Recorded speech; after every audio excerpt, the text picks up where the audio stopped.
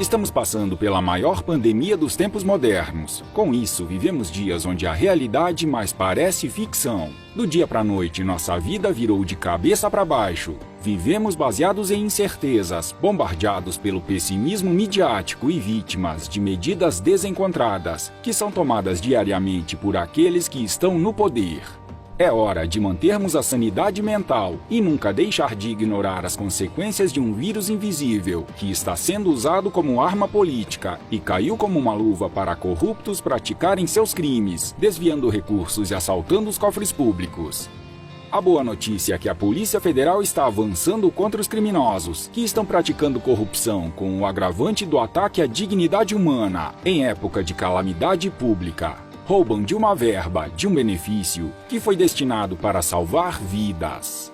O Covidão é a prova de que temos muito a avançar. A criminalidade, que nunca deu trégua ao país, não daria agora em época de tantas brechas com compras sem licitação, auxílios de emergência e transferência de poderes. Diante de tantas dúvidas, a única certeza que temos é de que continuaremos reféns da cultura malandra do povo de Brusundanga. O Tribunal de Contas da União constatou que 620 mil pessoas receberam indevidamente o auxílio emergencial de R$ 600. O jornalista Jorge Serrão avaliou esses números e comentou que o lamentável deslize confirma que a canalice moral atinge uma pequena parte do povo brasileiro, estimado em 211 milhões de pessoas. Em dados comparativos de números, as vítimas do corona, quase 60 mil, representam menos de 10% dos golpistas. A quantidade de golpistas é pouco maior que os 715 mil brasileiros que se recuperaram da doença. Por isso, é sempre bom advertir que a interpretação de números, às vezes, serve para nada. Veja só, a regularização de cerca de 11 milhões de CPFs, feita a toque de caixa pela Receita Federal no mês passado, teve como resultado uma explosão no número de cadastros regulares, que agora superam em mais de 12 milhões de registros a população estimada do país. Ou seja, o país da malandragem agora tem 223 milhões de CPFs contra a população, incluindo crianças, de 211 milhões. Obviamente, a corrida pela regularização de CPFs ocorreu por conta dos benefícios do governo federal, como os R$ 600 destinados para minimizar os efeitos da pandemia de corona. Dá para imaginar o tamanho do rombo nessa diferença, classificada como irregularidade grave pela área técnica do TCU. Uma investigação rigorosa deve revelar qual é o motivo de tamanha diferença nos números, pois várias questões surgem a partir de um dado como este. Uma delas é se, caso se confirme esses 12 milhões de CPFs a mais, algo parecido pode ter ocorrido ou ocorrer com os títulos eleitorais. E será que esses 12 milhões de novos CPFs vão votar nas próximas eleições? Todo questionamento é válido, pois vivemos tempos sombrios, de fraudes e mais fraudes sem precedentes, com corruptos de toda a laia fazendo a festa e se aproveitando da pandemia de corona para desviar dinheiro público e cometer seus crimes. O economista Ricardo Bengamini tem uma visão clara sobre o país que parece apreciar a autoestagnação. No Brasil, ninguém tem a obrigação de ser normal. Se fosse só isso, estaria bem. Esse é o Brasil tolerante, bonachão, que prefere o desleixo moral ao risco da severidade injusta. Mas há, no fundo dele, um Brasil temível, o Brasil do caos obrigatório, que rejeita a ordem, a clareza e a verdade, como se fossem pecados capitais. O Brasil onde ser normal não é só desnecessário, é proibido. O Brasil onde você pode dizer que 2 mais 2 são 5, 7 ou 9,5, mas se diz que são 4, sente nos olhares em torno o fogo do rancor ou o gelo do desprezo. Sobretudo, se insiste que pode provar. O autoengano é uma tragédia, mais grave quando ocorre de maneira intencional. Em algumas situações pode ser um crime doloso. A condescendência dos brasileiros com as coisas erradas, com os conceitos falsos e com as narrativas causam estragos na vida das pessoas e, por extensão, na sociedade. Exemplo de farsa recente foi o encontro virtual que se auto-intitulou Em Defesa da Democracia. Grande parte dos participantes foram personagens que quase quebraram o país. Boa parte deles são democratas de Araque, pois defendem regimes autoritários, nada democráticos. O papo furado dos democratas de mentirinha só prospera porque o governo Jair Bolsonaro, por mais que tenha feito de bom, ainda não decolou e se desgasta, principalmente por erros de comunicação, ou porque o presidente ainda é refém do establishment, ou porque o Bolsonaro age mais de forma emocional que racional, entrando em bolas divididas e caneladas, que só dão mais munição aos seus opositores. O foco da população de bem do país, que quer vencer a batalha por um país melhor, tem de ser na aprovação das reformas estruturais, na prática do conservadorismo e na defesa da liberdade. O resto é conversa fiada e perda de tempo. Prossigamos na luta pela sobrevivência. Virar o jogo não é fácil, mas é imprescindível. Este é o caminho para o Brasil que queremos. Quem disse que seria fácil construir um país sério e honesto? É tarefa para gigantes. O Brasil vai sair dessa, vai vencer.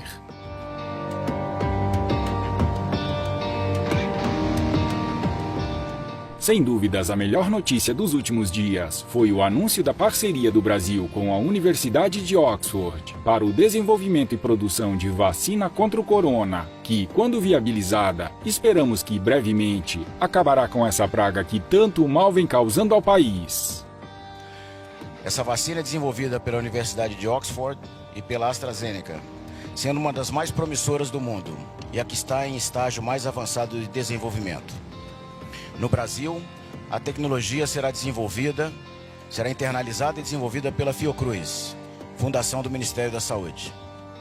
Com o acordo que será firmado, estaremos colocando o país na liderança do desenvolvimento da vacina contra o coronavírus. O acordo prevê a compra de lotes da vacina e da transferência de tecnologia. A iniciativa, assim, não apenas garante que teremos o produto à disposição, mas nos dará autonomia na produção. Isso significa que o Brasil busca evitar situações como ocorrido no início da pandemia. Naquele momento, a alta demanda mundial não nos permitiu que tivéssemos acesso em tempo adequado a insumos e equipamentos. Detendo a tecnologia, estaremos eliminando também as margens de lucro exorbitantes aplicadas durante a pandemia. A partir do acordo, o país reforça sua contribuição com o mundo no desenvolvimento de uma resposta definitiva à pandemia e reafirma seu compromisso em salvar vidas. Já estávamos em parceria para os estudos de medicamentos. Agora, avançaremos na prevenção da doença.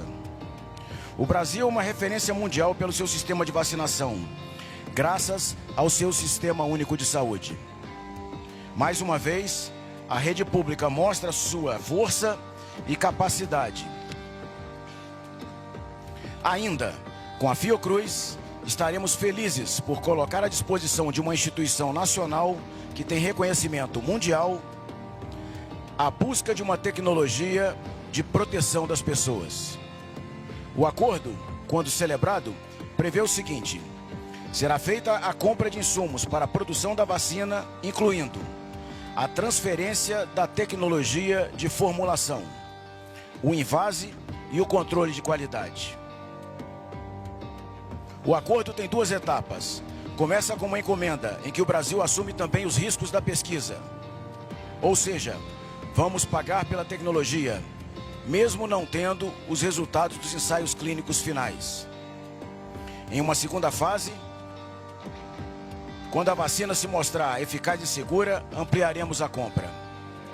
Nessa fase inicial, de risco assumido, serão 30,4 milhões de doses de vacina com um investimento de 127 milhões de dólares, incluídos os custos para transferência de tecnologia do processo produtivo da Fiocruz, estimados em 30 milhões de dólares.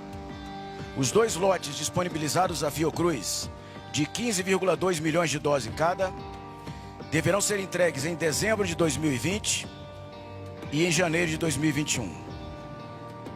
O governo federal considera que esse risco de pesquisa e produção é necessário devido à urgência pela busca de uma solução efetiva para a manutenção da saúde pública e segurança para a retomada do crescimento brasileiro.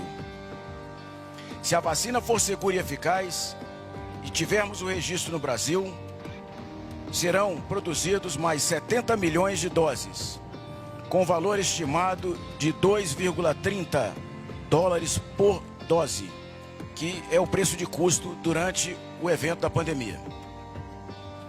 Nós agradecemos à Embaixada Britânica pelo esforço para conseguirmos em conjunto fazer o anúncio de hoje. Consideramos que esse seja um avanço para o desenvolvimento da tecnologia nacional e uma concreta amostra do esforço do governo federal de encontrar as melhores soluções para a proteção da população brasileira.